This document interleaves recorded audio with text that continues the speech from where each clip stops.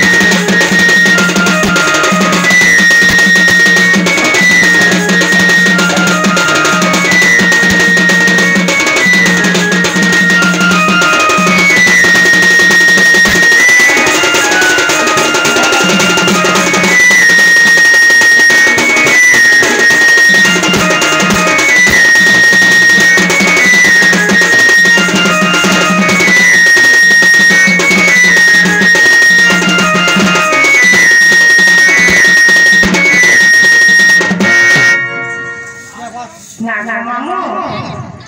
कैसा जब गुरु ने कहा शिक्षा के पाबो बस हां केता गुरु बोले अर्जुन ओनो गुरु न बोले अर्जुन काहे पाबो सीधा चुनो देखो काहे पाबो बुद्धि खाई पड़े तो सीधा चुनो गुरु न बोले अर्जुन काहे पाबो ब्रह्म ज्ञान बस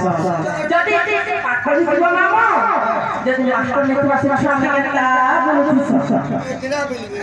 नहीं के हती लाई लाई करबो किछि बाबू के आछो नहीं के आरो भवे बिना भाषा न धरि बमरा दस न धरि बमरा दस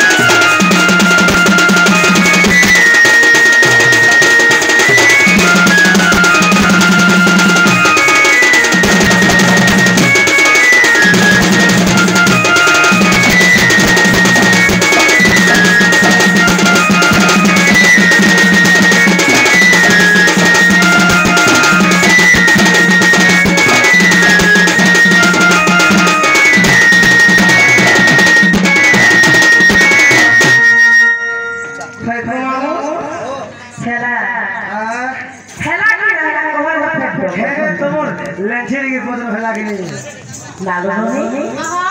कि मामू के